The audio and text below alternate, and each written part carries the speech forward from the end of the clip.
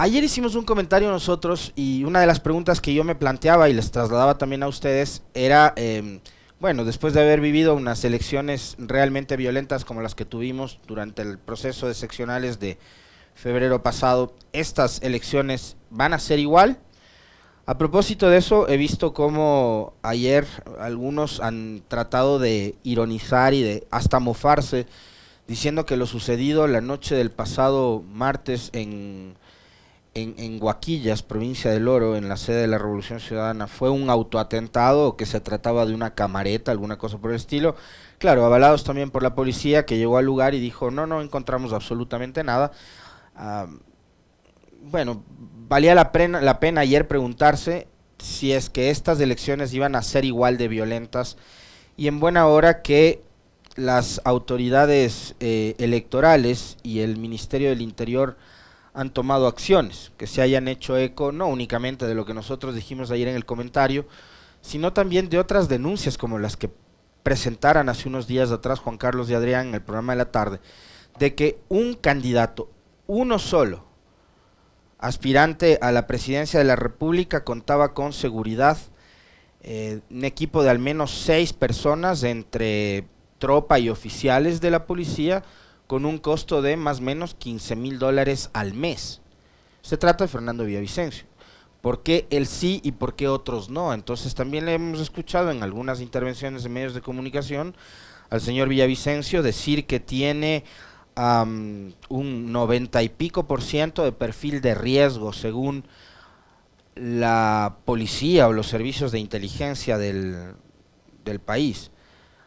La pregunta es, la candidata de la Revolución Ciudadana, después de haber, me refiero a Luisa González, después de haber tenido candidatos de la RC asesinados, como por ejemplo el aspirante a la alcaldía de Puerto López en Manabí, después de haber tenido un concejal de Esmeraldas asesinado hace pocos días atrás, también de la Revolución Ciudadana, después de haber recibido ataques de la propia Policía Nacional con gas lacrimógeno en su rostro el día de la inscripción de la candidatura, y con todo el aparato mediático y político, judicial y policial del país montado en contra de la Revolución Ciudadana, ¿no será que el perfil de riesgo de los candidatos, en este caso de la Revolución Ciudadana, el binomio González Arauz, también tiene un perfil de riesgo alto como para que también cuenten con seguridad, y además seguridad, como en el caso de Villavicencio, financiada por el Estado, por ustedes, por nosotros, con nuestros impuestos? En buena hora, ¿no? Ayer ha intervenido la presidenta del Consejo Electoral y el ministro del Interior, y esto es lo que han dicho.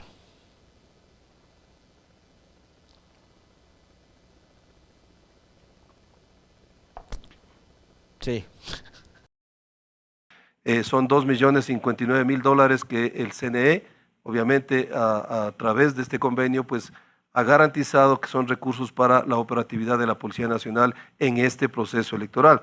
Decirles también que no estábamos esperando a la mesa, como habíamos conversado con la señora presidenta, ya se empezaron las actividades de seguridad, especialmente empezamos con los 8 binomios que están para las máximas para la máxima designación, como es presidente o vicepresidenta del Ecuador. Ya está el personal de seguridad seleccionado, ellos ingresan hoy a una capacitación e inmediatamente se harán cargo de la seguridad de cada uno de los binomios. A nosotros nos interesa garantizar absolutamente todo el proceso. Para nosotros todos los binomios son importantes, todos los procedimientos y los procesos son importantes. En este sentido, también existen candidaturas seccionales y candidaturas nacionales a la Asamblea Nacional. Bien, yo de plano tengo que decir que me complace esto, porque se trata de la vida de al menos 16 personas. 8 aspirantes a la presidencia, 8 aspirantes a la vicepresidencia. Qué bueno que sea así, que se destinen estos recursos para brindar seguridad absolutamente a todos los binomios, no solo a uno, no solo al candidato del gobierno. Bien, vamos a lo sucedido en las últimas horas. El presidente de la República, ayer, publica en su cuenta de Twitter una carta desde el humilde punto de vista de este periodista, una carta por demás desafortunada, como muchas de las ejecutorias del presidente Lasso, desacertada, inapropiada, por decirlo menos, ¿no? Acompañada de este tweet que ustedes acaban de ver en su pantalla. Déjalo nomás para que veamos qué es lo que dice el presidente. Queridos ecuatorianos, hago pública la carta que remití a la Corte Constitucional con mi posición de defensa firme de las atribuciones que me corresponden como presidente. Respetamos las competencias de control de constitucionalidad de la Corte. Sin embargo, insisto que la definición de la urgencia y las necesidades de la economía ecuatoriana son competencia exclusiva de la presidencia o del presidente de la República en este caso.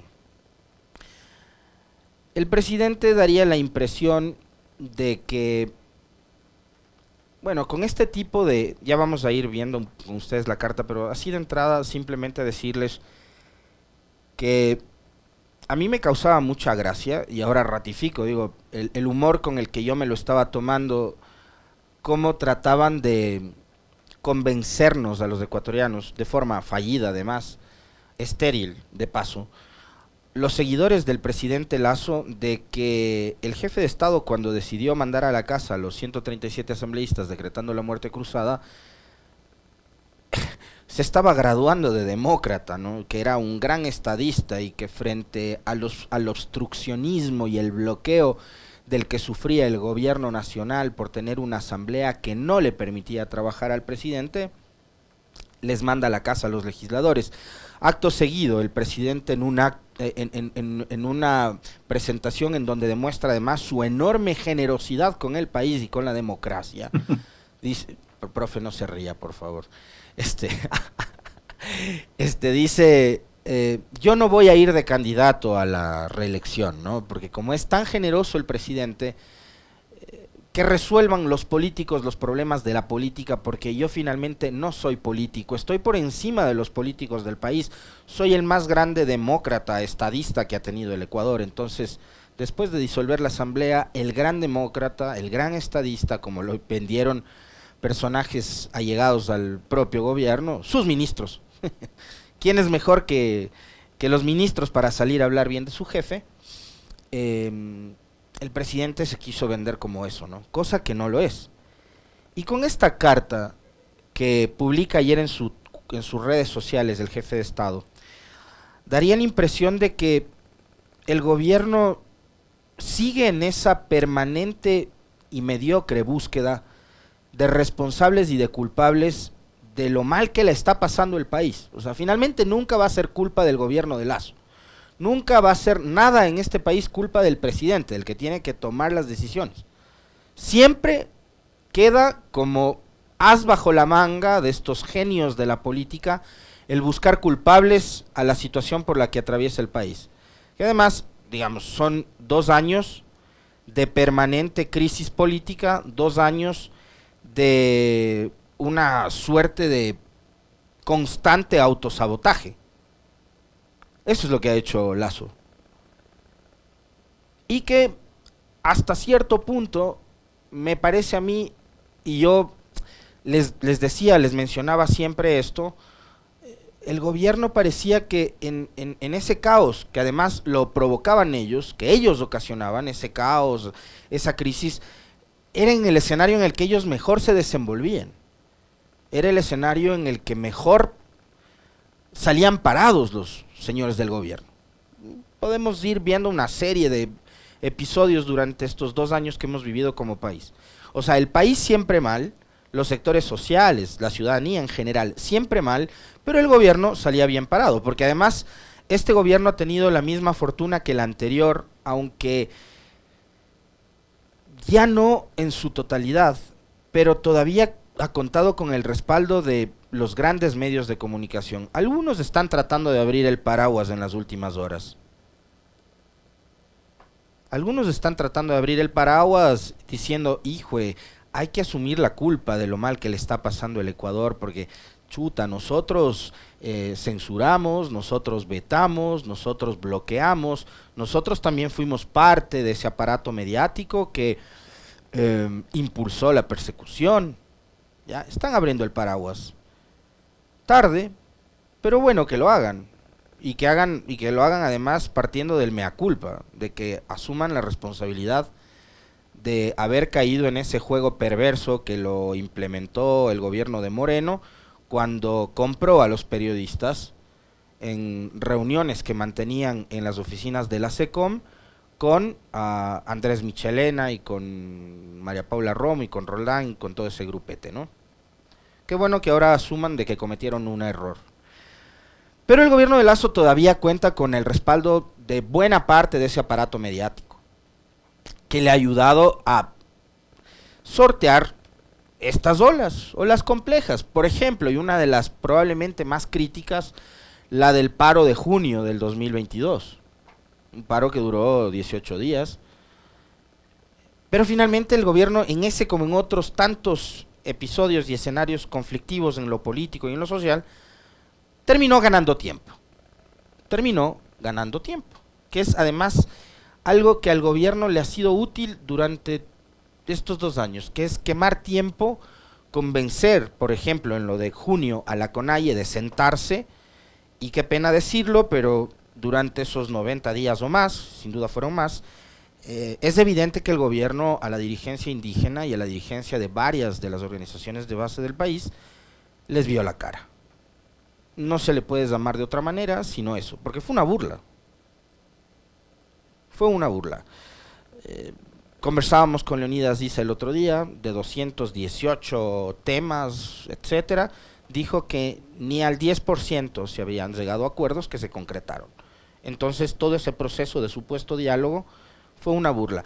Tanto fue una burla que durante ese momento el que convocaba todos los días, ¿se acuerdan? Con videos muy sobrios, ¿no? Grabados en la noche, en la terraza o en los balcones de Carondelet. Guillermo Lasso era el que invitaba todos los días a dialogar a la CONAIE, y cuando finalmente, por el llamado de la iglesia y del presidente de la asamblea de esa época, Virgilio Saquicela, se sentaron a conversar, ¿quién fue el gran ausente de esas convocatorias? Fue justamente el presidente. Él invitaba a dialogar, y después, cuando decidieron sentarse, en un evidente acto de desprecio, el presidente mandó a sus ministros a que dialoguen con el movimiento indígena, y él nunca se sentó a conversar con ninguno de los dirigentes de la CONAIE. Decirles que después de lo de octubre del 2019, Lenín Moreno, imagínense ustedes a dónde llegó Guillermo Lasso. Lenín Moreno, en lo que es. No hablemos de su condición física, hablemos de su condición moral y ética y política, un traidor. Y un presidente que será recordado como un traidor, como alguien que no cumple la palabra, también. Pero Lenín Moreno, durante la crisis de octubre, al cierre de esa crisis, se sentó en la mesa con los dirigentes indígenas. Lenín Moreno tuvo que soportar que Jaime Vargas se refiera a su gabinete ministerial como el gabinete de los ministros vagos, y se lo dijo en la cara a Lenín Moreno. Bueno, Guillermo Lasso, como suele ser, y en su enorme vanidad que tienen todos los políticos, pero evidentemente en el caso de Lasso es una vanidad que le supera a él, y le supera a todo el gobierno. Lasso es más importante que la presidencia de la República, y él lo entiende así, y nos ha hecho entender así a los ecuatorianos. Él es más que la presidencia de la República, cuando no debería ser así. La presidencia está por encima de cualquier persona o cualquier apellido o nombre. La presidencia de la República es más que un sustantivo, cualquiera que éste sea. Pero Lasso nos demostró que a él nadie le iba a obligar a sentarse a conversar, y que a él no le iban a denigrar y que no le iban a humillar como le humilló Jaime Vargas a Lenín Moreno en octubre del 2019. Y claro, la humillación fue a la inversa. Guillermo Lasso logró humillar al pueblo, y lo hizo durante todas esas semanas y meses que él ganó. convenciéndoles de sentarse a dialogar. Diálogos que fueron absolutamente estériles y que a la larga no sirvieron para absolutamente nada. Pero eso habla de un presidente completamente ausente y de un presidente que no ha sabido y no ha podido enfrentar a los problemas y las adversidades y las crisis. Por eso yo les mencionaba entre lunes y martes que a mí en este momento me decepciona profundamente que el jefe de Estado, frente a la crisis que podría enfrentar el país con respecto del fenómeno del Niño, haya delegado tal nivel de responsabilidad a un vicepresidente que es igual y más ausente que él. Porque el que debería haberse puesto al frente de la situación que está por enfrentar el país es Lasso. Pero finalmente nunca terminan asumiendo la responsabilidad y siempre les queda ese maravilloso as bajo la manga que es echarle la culpa al otro. Entonces, ahora ya no hay asamblea. En este caso no puede ser obviamente el Consejo de Participación Ciudadana. En este caso ya no son los sicarios del periodismo, como le dijo el otro día a Guillermo Lasso en una entrevista con un medio internacional refiriéndose a un portal digital y refiriéndose así a la prensa que ha sido crítica con su gobierno. Ya los malos, los obstruccionistas, no son ni los legisladores ni la prensa que le investiga los casos de presunta corrupción al gobierno del presidente Lasso. Ahora, los que hacen obstrucción, los que se oponen a que al país le vaya bien, como entiendo es la aspiración del presidente, es nada más y nada menos que los jueces y juezas de la Corte Constitucional. A ellos les dedica y les envía esta carta el presidente en la que les dice a los jueces de la Corte que la facultad y la atribución de determinar que un decreto es de urgencia económica es única y exclusivamente del presidente, es a los que les dice que él no está a gusto con su interpretación con respecto de los últimos decretos, uno de ellos, quizás el más importante para el gobierno, por lo que implica justamente para el presidente y para el sector o los sectores económicos a los que él representa, porque acá una cosa creo que nos tiene que quedar absolutamente clara a los ecuatorianos. Con estas posturas evidentemente irracionales del presidente y de su gobierno, nos debe quedar claro que él no vino a gobernar para los 18 millones de ecuatorianos. Cuando se trata de un proyecto de ley que busca beneficiar específicamente al sector empresarial, refiriéndonos al tema de las zonas francas estas, querían que yo me abro una empresa aquí en el edificio al frente, y como tengo mis contactos y demás, quiero que mi oficina, mi empresa, mi piso, sea considerado una zona franca. Eso es lo que estaban tratando de promover. Es decir, no estábamos hablando de que una provincia deprimida por la pandemia, por el alto costo del dólar, por las propias condiciones y demás, como Carchi, por ejemplo, es una provincia de frontera, que además tiene que competir con los bajos precios cruzando el puente Rumichaca, que hay en Colombia, en Ipiales, en Pasto y demás. No le estamos convirtiendo en zona franca a Carchi o al puerto de Esmeraldas, que también está atravesando una situación compleja por la inseguridad, por el invierno, etcétera, etcétera, etcétera. No, queríamos que zonas francas se creen en cualquier parte del territorio nacional. Y lo que digo es, nos debe quedar muy claro que esa codicia con la que ha gobernado Guillermo Lasso no es la de un presidente que está buscando el bien común. No, es un presidente banquero que vino desde la presidencia de la República a gobernar para él y los suyos. Para él y los ad honorem, que llegaron por sectores a tratar de beneficiarse también, cada uno de ellos, sus empresas, sus grupos, etcétera, ¿no? Y una cosa que a mí me llama poderosamente la atención también, por supuesto, es que, fijándome mucho en lo de forma, pero también en el fondo, porque acá, digamos, lo importante es lo de fondo, pero también en las formas. Hoy Lasso cuestiona a una institución como la Corte Constitucional, que es el máximo órgano de control, interpretación constitucional y de administración de justicia en esta materia. Ejerce jurisdicción nacional y su sede es la ciudad de Quito, eso dice el artículo 429 de la Constitución de la República. El máximo organismo de control e interpretación constitucional es la Corte Constitucional. Y el presidente debería entender que cuando emitió el decreto de muerte cruzada, él no se estaba convirtiendo en dictador. Y no es que con el decreto de muerte cruzada el país le entregaba al señor Lasso un cheque en blanco para que haga lo que le venga en gana con el Ecuador. Lo que queda claro también es que como al presidente Lasso no le gustaba que exista el contrapeso que significa el poder legislativo en una democracia como la nuestra, necesitaba deshacerse de ese contrapeso. Y aparentemente el presidente y su equipo de ministros y asesores creyeron que sin la asamblea podían hacer en este país lo que les venía en gana.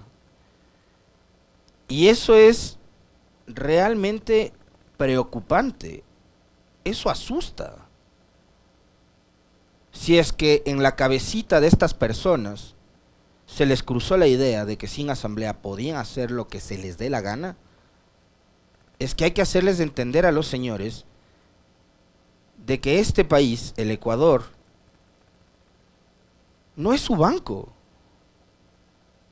no es su empresa, ni es su estudio jurídico en donde seguramente pueden hacer y tratar a sus empleados como les da la gana. Les molestaba aparentemente la institucionalidad, por eso había que borrar del mapa a la asamblea. Y ahora, lo poco que queda de esa institucionalidad, que además tiene su origen en sus conciencias, porque esta Corte Constitucional nació del Trujillato, que surgió de la consulta popular impulsada por Lenín Moreno, por Guillermo Lasso, por Jaime Nebot, por el Pachacuti, por el MPD y por todos los que se juntaron en aquella época para promover la descorreización del Estado. De ahí salió esta Corte Constitucional, a la que ahora, disparatados, se les ocurre ponerle la etiqueta de Corte Correísta. Pero es que ustedes creen que el doctor Herrería Bonet, ex asambleísta social cristiano, es correísta. ¿Sí se acuerdan ustedes que cuando esta corte era renovada parcialmente en febrero del año anterior, a quien la opinión pública señalaba como la responsable de esa reorganización, de esa reestructuración de la corte, era a Alexandra Vela, ex ministra de gobierno del régimen de Lasso? ¿Cómo es que ahora estos disparatados, que además tienen la suerte, la fortuna de tener un micrófono y una cámara, una pluma también, pretenden hacerles creer a ustedes, ecuatorianos, convencidos de que somos estúpidos, de que esta corte, nacida del Trujillato, renovada en el gobierno de Lasso, de la mano de la señora Alexandra Vela, es correísta? Yo no me voy a referir a esta corte, a la que además sectores afines y actores afines al gobierno de Lasso la han catalogado como una corte de lujo, como eso, como una corte de lujo. Pero junto al Consejo de Participación, que además tiene integrantes elegidos democráticamente en las urnas, y otras poquitas instituciones más, creo que son las instituciones que algo de tranquilidad han pretendido brindarle al país, sin ser perfectos, ojo, porque no voy a poner las manos al fuego ni por la Corte Constitucional, ni por el CPCCS, ni por nadie en este momento, pero algo han tratado de darle tranquilidad y normalidad al país. Ustedes me van a decir a mí que un presidente que no ha podido gobernar el país, que además es bachiller, sabe más de derecho constitucional que 9 jueces, abogados y constitucionalistas de paso. Creo que en ese detalle de forma ustedes van a encontrar la respuesta a esta carta que, como les decía, es una carta inapropiada y bastante imprudente, y que da muestras una vez más de que el presidente Lasso y su gobierno no estaban preparados para el reto que asumieron en mayo del 2021 y que tampoco estaban preparados para el reto que significaba gobernar este país por decreto una vez que mandaron a la casa a los legisladores. Pero a mí un banquero bachiller no me va a decir que sabe más de derecho constitucional que 9 jueces constitucionales.